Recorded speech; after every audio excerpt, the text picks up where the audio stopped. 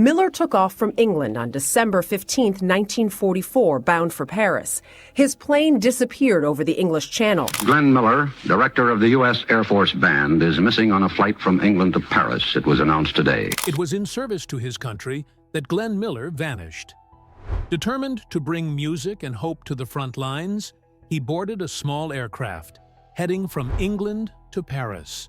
But somewhere over the freezing waters of the English Channel, his plane disappeared.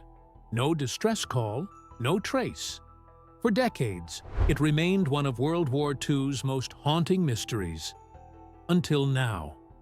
What search teams have just uncovered may finally reveal the truth, and it's more shocking than anyone ever expected. The disappearance that stunned a nation. Glenn Miller was more than just a band leader. He was a cultural icon during World War II, a man whose music had become the heartbeat of a generation.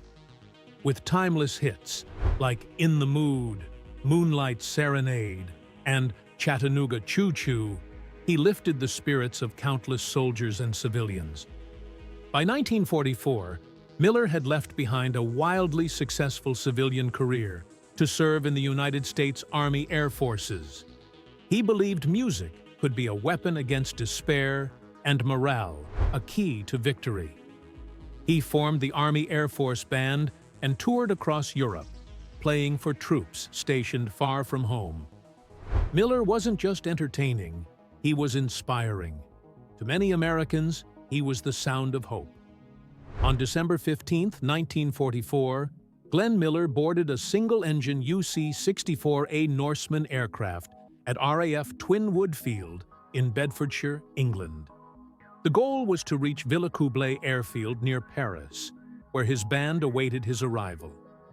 The weather had been poor in the preceding days, and earlier flights had been cancelled. Frustrated and eager to be with his band, Miller accepted an unauthorized flight, with Flight Officer John R.S. Morgan as the pilot. Also on board was Lieutenant Colonel Norman Basil. They took off around 1:55 in the afternoon. The skies above were cold and clouded, but not stormy, and visibility was considered acceptable. Shortly after takeoff, however, something went wrong. The Norseman never reached its destination. It simply disappeared over the English Channel. There were no distress signals, no signs of trouble, no wreckage found. At first, the disappearance did not trigger immediate alarm. It was wartime, and miscommunications were common. The High Command did not realize right away that the plane had vanished. Days passed. Miller's band waited in Paris. Messages went unanswered. Silence grew louder. It was only when scheduled performances were missed and officers began asking questions that the reality began to take shape. Glenn Miller was missing. His plane had vanished without a trace. When the press learned of the situation, headlines erupted across the United States and Europe. Glenn Miller, the man whose music had brought comfort in dark times, had disappeared. The public reaction was swift and deeply emotional. Families who had danced to his songs, soldiers who had been cheered by his melodies, and a nation already weary from years of war were devastated. Speculations began to surface almost immediately. Had his plane been shot down? Had it gone down due to engine failure? Was it possible he had taken off in unsafe conditions? The lack of immediate answers only fed the mystery. The English Channel, a dangerous place for small aircraft, offered no clues. No wreckage washed ashore. No bodies were recovered. The aircraft had simply vanished, as if swallowed by the sea. Miller's disappearance left a hole in the hearts of many. He had represented more than music. He had been a bridge between the American home front and the distant battlefields of Europe. His band had played tirelessly, traveling under difficult conditions to reach soldiers who desperately needed reminders of home. Miller himself had given up safety and stardom for the chance to serve. His decision to board that ill-fated flight was driven by his strong sense of duty and urgency to reunite with his band. After this shocking and surprising disappearance, theories started flowing to explain what had happened. Some were grounded in reason, while others spiraled into the bizarre. Let's walk through some of the strangest explanations people have believed over the years. Early theories and explanations. The most widely accepted and evidence-supported explanation is that Miller's aircraft, a single-engine UC-64A Norseman, likely went down due to mechanical failure. The weather on December 15, 1944, was extremely cold, and this type of plane was known to suffer from carburetor icing under such conditions. If the carburetor froze mid-flight, it could have caused the engine to stall without warning. With no time or altitude to recover, the plane would have plunged into the freezing waters of the English Channel. This scenario is supported by aircraft performance logs and known weather patterns for that day. Experts agree that Miller's pilot, Flight Officer John R.S. Morgan, flew into dangerous conditions without fully understanding the risks, partly due to Miller's urgency to reach France and continue his morale-boosting tour for American troops. Still, not everyone was satisfied with the mechanical failure theory. One of the earliest and most widely discussed alternate explanations involved accidental, friendly fire. This theory suggests that returning RAF bombers jettisoned their leftover bombs over the channel to safely land, as was standard procedure. According to an RAF engineer, Derek Thurman, during such a bomb drop, a small aircraft was seen flying underneath and then spiraling downward after the bombs were released. Some speculated that this unfortunate craft was the Norseman carrying Glenn Miller.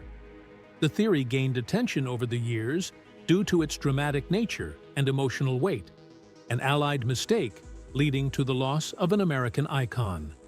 However, a careful review of flight records and the exact locations of bomber squadrons has cast serious doubt on this theory.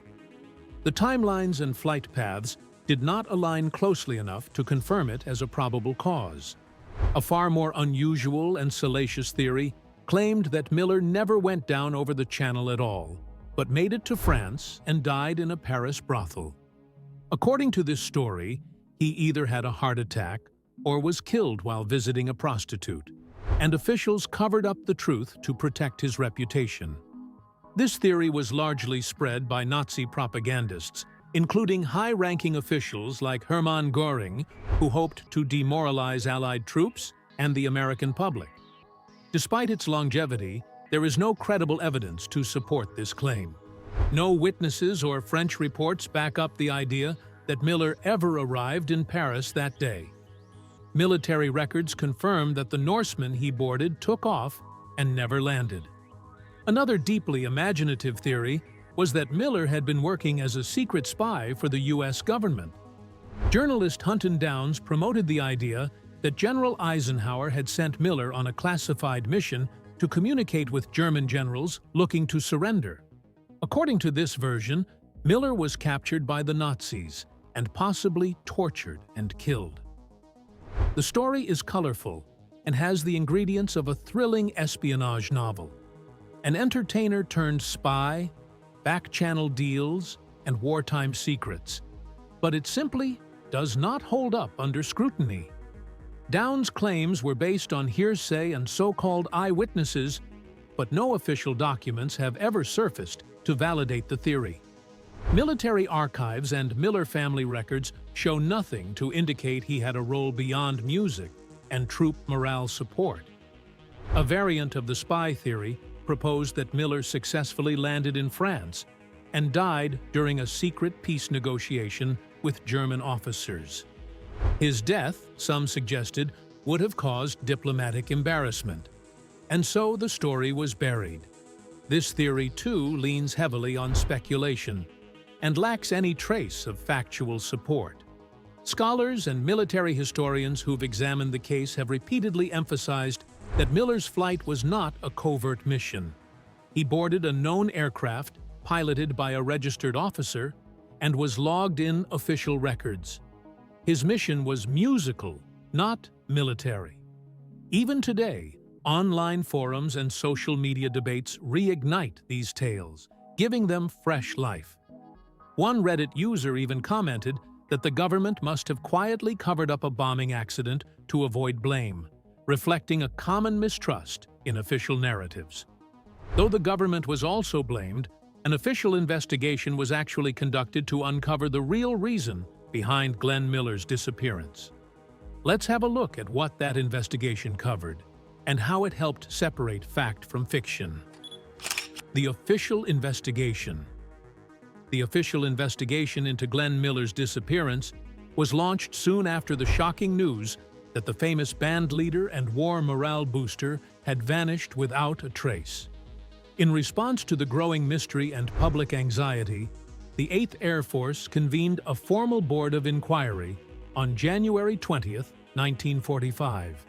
The aim was to examine all available evidence and determine the most likely cause of the disappearance. The investigation included testimonies from weather personnel, pilots, and others who had been at the airfield that day. It also reviewed aircraft maintenance logs, flight records, and communication reports. The inquiry concluded that the flight had most likely gone down due to a combination of pilot disorientation, mechanical failure, and difficult weather. On that day, the weather across the English Channel was extremely cold, with low visibility due to fog. The Norseman aircraft was not equipped with sophisticated instruments to navigate through poor weather, and it lacked de-icing equipment. One critical issue highlighted in the investigation was carburetor icing. This occurs when moisture in the air freezes inside the carburetor, blocking the flow of fuel to the engine. The Norseman's engine was particularly vulnerable to this condition, especially in freezing and moist weather. Investigators believed that the carburetor heater likely failed, causing engine failure mid-flight. In such a case, the pilot would have had little or no time to respond, and the aircraft would have gone down quickly into the icy waters. The investigation team noted that even skilled pilots have fallen victim to this illusion in wartime conditions. It was also reported that Miller's pilot, Flight Officer John R.S. Morgan, was not experienced in instrument-only flying. That meant that if the aircraft entered cloud cover or thick fog, he may have struggled to maintain proper orientation. The Board of Inquiry ultimately labeled the cause of the crash as accidental, due to a mixture of weather complications and mechanical failure. It did not find any evidence of sabotage, enemy action, or foul play.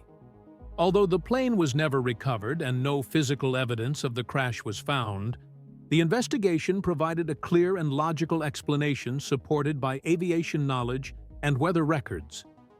Though the official investigation had closed the case, a few years later a discovery happened that turned everything upside down about what we thought we knew regarding Miller's disappearance. The fisherman's discovery. In 1987, a seemingly routine fishing trip off the coast of England turned into one of the most promising leads in the decades-long mystery surrounding the disappearance of Major Glenn Miller, the famous American band leader who vanished during World War II. The man behind the discovery was a retired English trawlerman known only as Mr. Fisher. While dragging his net across the floor of the English Channel, Fisher's equipment unexpectedly snagged a large metallic object. As the net surfaced, it became immediately clear that this was no ordinary marine junk. The debris was surprisingly well preserved and clearly aviation-related. Its structure, consisting of strong, identifiable components, hinted at aircraft design rather than something broken down by decades under the sea. Fisher, who had some knowledge of aircraft, became convinced that the fragment belonged to a Norseman plane, the same model that carried Glenn Miller on his final, ill-fated flight from the United Kingdom to France on December 15, 1944. Recognizing the potential importance of his discovery, Fisher promptly reported the wreckage to the coastal authorities. However, instead of initiating a recovery or investigation, he was told to release the fragment back into the sea. This was likely due to the legal and ethical implications of disturbing what could be classified as a war grave. Despite the disappointing order, Fisher took an extraordinary step before complying. He carefully recorded the exact coordinates where his net had caught the wreckage. That simple act of documenting the location gave new life to the long, cold mystery of Glenn Miller's disappearance. For decades, it had been assumed that the Norseman aircraft had either gone down over the English Channel and disintegrated completely, or had been struck by friendly fire or poor weather, leaving no recoverable remains. With no official wreckage or crash site ever confirmed, Miller's disappearance was shrouded in speculation and theories. But Fisher's coordinates offered something no previous lead had: a specific place to look. Fisher's discovery changed the Glenn Miller mystery from a static legend into a dynamic investigation. It reoriented public and historical focus from abstract speculation to tangible possibility. What had been dismissed as an unsolvable loss now became a cold case with renewed direction. The coordinates offer hope that one day, parts of the aircraft, perhaps even the engine or structural frame, could be recovered and conclusively identified. This surprising rediscovery didn't just reignite public curiosity. It initiated a new wave of investigation into Glenn Miller's disappearance. But this time, it was grounded in scientific research and modern technology. Scientific clues beneath the surface. By the 2000s, the nonprofit group TIGHAR stands for the International Group for Historic Aircraft Recovery, and known for its methodical work in aviation archaeology, began a detailed study of Fisher's coordinates. They overlaid the original Decca navigation system data used by Fisher with modern, satellite-based GPS maps, carefully translating his recorded position into present-day coordinates. This process required them to locate vintage Decca charts, convert the positioning format, and adjust for drift and bathymetric features, an intricate process that highlighted just how committed the team was to accuracy. Once the coordinates were updated and verified, TIGHAR and collaborating aviation experts examined the area using side-scan sonar technology. The results were striking. The sonar surveys picked up multiple underwater anomalies, irregular, metallic debris resting at about 130 feet deep. These anomalies displayed features that aligned closely with what would be expected from a disintegrated Norseman aircraft. Scattered steel tube structures, unusual density in certain shapes, and a defined debris field that spread outward from a central impact point. What made the discovery more compelling was that these underwater features didn't correspond to any known shipwrecks or maritime obstacles recorded by the UK Hydrographic Office during detailed seafloor mapping in 2001 and 2002. This ruled out many conventional explanations and elevated the possibility that the wreckage could indeed be linked to Miller's final flight. TIGHAR's interest didn't stop at the sonar results. They took a forensic approach, analyzing the materials expected from a Norseman aircraft. Unlike many planes from World War II that were made primarily of wood and fabric, the Norseman used a unique steel tube fuselage and a robust Pratt & Whitney Wasp engine. These were heavy and dense, capable of surviving water impact far longer than less durable materials. According to underwater analysts studying the sonar images, the metallic density and shapes seen in the debris field were consistent with both the aircraft's engine and its steel construction. This technical match gave the site far more credibility than previous rumors or unsubstantiated sightings ever had. However, the case was far from closed. Critics pointed out that Miller's planned flight path, known as the Amber Corridor, would have taken him over a different part of the channel, specifically between Beachy Head and St. Valery. The area flagged by Fisher's coordinates was significantly off that route. TGAR researchers, including Rick Gillespie, argued that bad weather, poor visibility, and navigational errors could have forced the pilot to scud run along the coast, deviating from the planned course and unintentionally placing the aircraft near Portland Bill. This explanation, grounded in aviation logic and wartime flight challenges, made such a detour plausible. At the same time, historian Dennis Sprague, a respected Glenn Miller scholar and author of Glenn Miller Declassified, provided valuable oversight. He meticulously scrutinized each new claim and brought a necessary dose of caution to the investigation. Sprague pointed out that an aircraft hitting water at high speed would not remain intact, but would break into pieces, leaving only select parts, such as steel tubing or an engine block, behind. He also noted that Fisher described the recovered wreckage as having a factory-finished silver-gray color, while historical records indicated that Miller's Norseman was painted in an olive-gray military camouflage, introducing an inconsistency worth noting. Despite these concerns, even Sprague agreed that if steel fuselage fragments or the Wasp engine were ever recovered from the Fisher coordinates, they would constitute conclusive physical proof of Miller's crash site. The most significant evolution in the investigation was not just the findings, but the process itself. The case had moved from newspaper speculation and second-hand witness reports to a scientifically driven investigation that combined underwater archaeology, navigation technology, and aviation engineering. Fisher's once-forgotten coordinates were now linked to hydrographic anomalies through rigorous chart reconversion. Moving from mystery to evidence. For nearly 80 years, the disappearance of famed bandleader Major Glenn Miller during World War II has remained one of the most enduring aviation mysteries. Led by Executive Director Richard Gillespie and supported by Miller historian and archivist Dennis Sprague, the TGAR team approached the case with historical rigor rather than myth-chasing. Their focus was to test long-standing theories against physical evidence, using modern technology and deep archival dives to locate and identify wreckage that could match Miller's aircraft. Further analysis of the debris revealed components consistent with the Pratt & Whitney R1340 Wasp engine, the same model used in the UC-64 Norseman, though the wooden and fabric components of the aircraft had long since deteriorated due to marine exposure.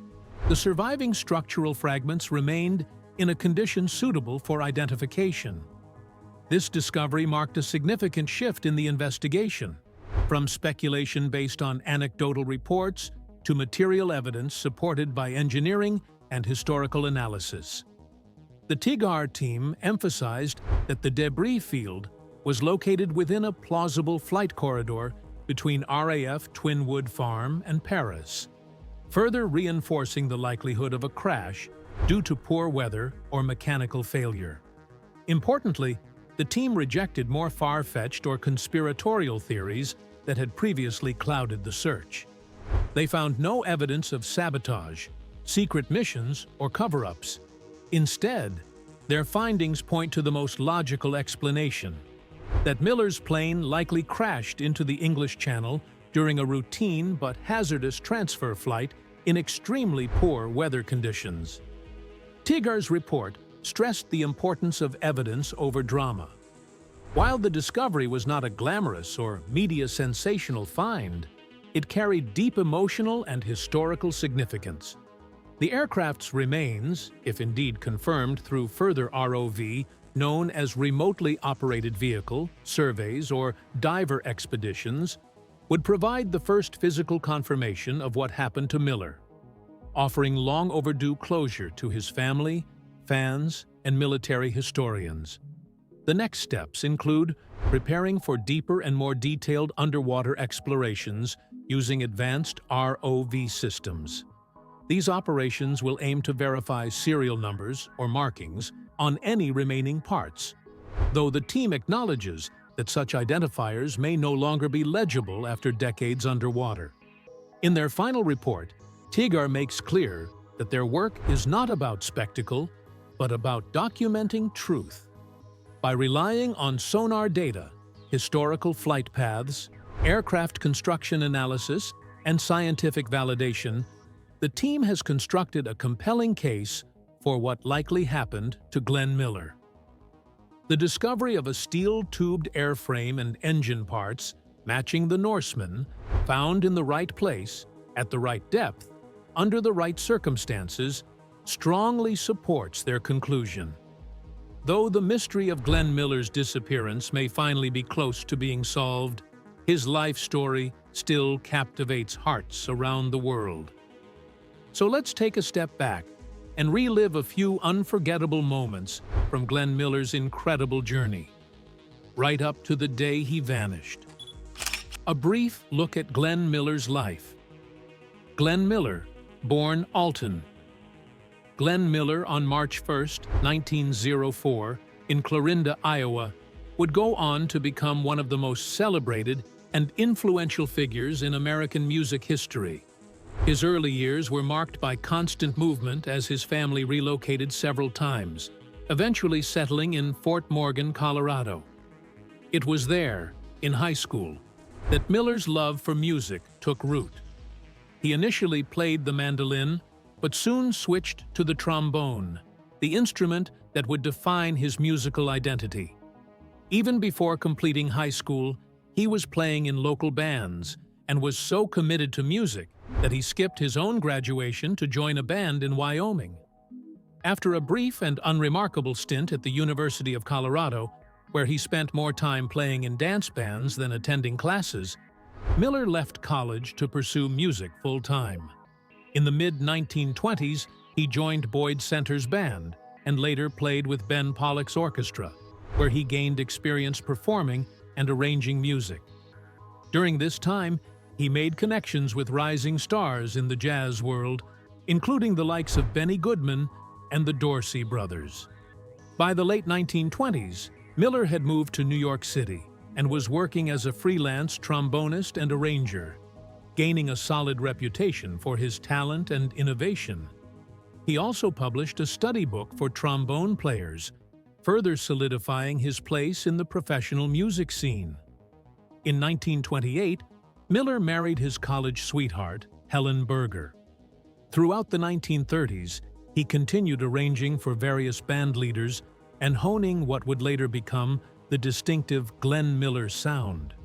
He studied the Schillinger system of musical composition, which helped him refine his arranging skills and led to the development of his signature musical style, a clarinet-led melody line over a saxophone section. His first attempts at leading his own band in the mid-1930s were not very successful, but he remained persistent. His big break came in 1939, when his reorganized band played at the Glen Island Casino in New Rochelle, New York. The performance was broadcast on national radio and instantly made Miller a household name. The Glenn Miller Orchestra quickly became one of the most popular and best-selling big bands of the era.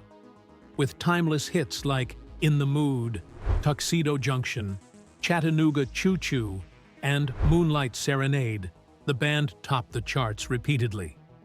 Chattanooga Choo Choo was even awarded the first-ever gold record by RCA in 1942. Between 1939 and 1943, Miller achieved an astonishing number of hit records, more than Elvis Presley or the Beatles managed in the same time frame. Miller's fame also extended into film and radio. He appeared in 2 Hollywood films, Sun Valley Serenade and Orchestra Wives, and performed regularly on radio programs that reached millions.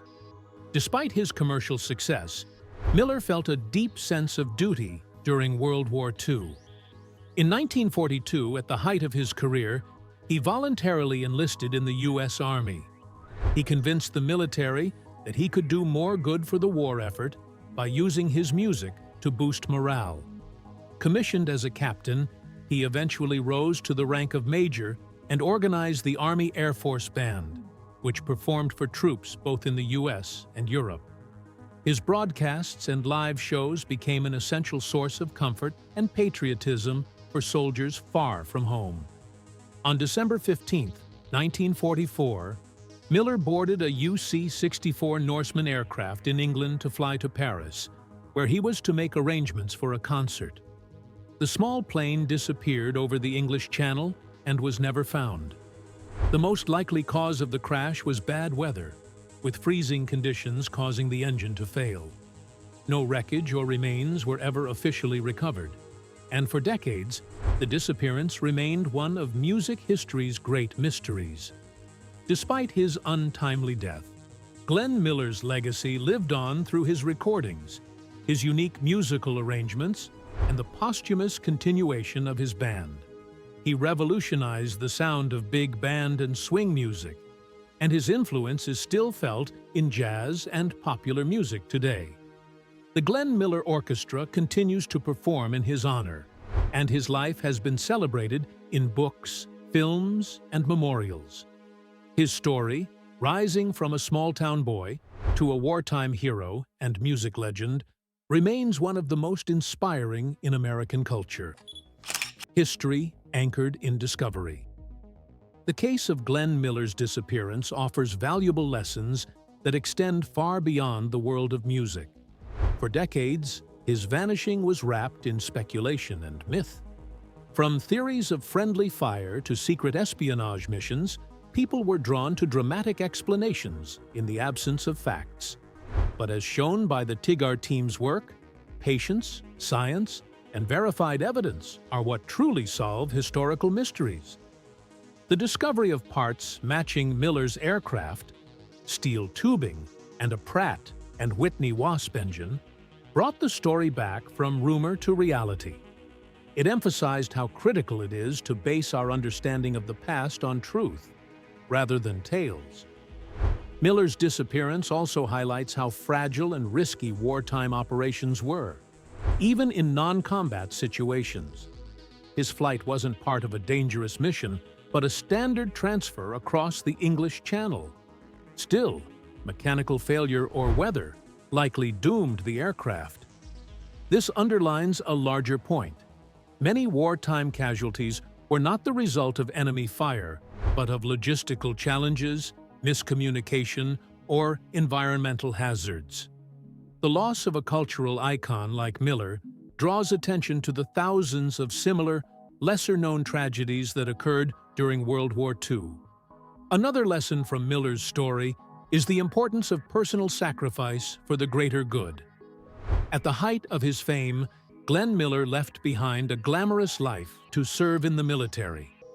He believed in using his music to lift the morale of soldiers, often performing in cold, unsafe, or makeshift venues.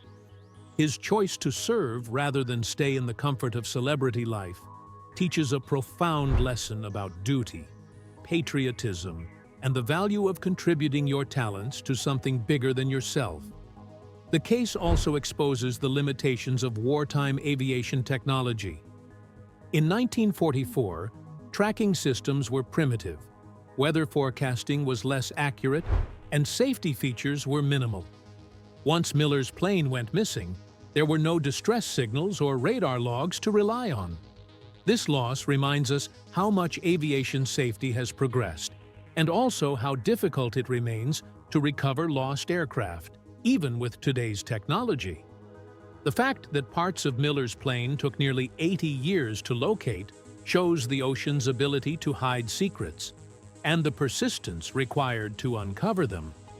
Finally, the Glenn Miller case teaches the emotional value of closure. For decades, fans and historians could only guess what happened. But the recent findings, though not as cinematic as a full wreck, offer something more meaningful: peace. Knowing what likely happened and seeing evidence to support it helps the world remember Miller not as a mystery, but as a man who served, disappeared, and was finally found. His legacy is no longer clouded by speculation. It's honored with facts and preserved with dignity. What are your thoughts on the Glenn Miller disappearance mystery? Share your views in the comments below. We'd love to hear them.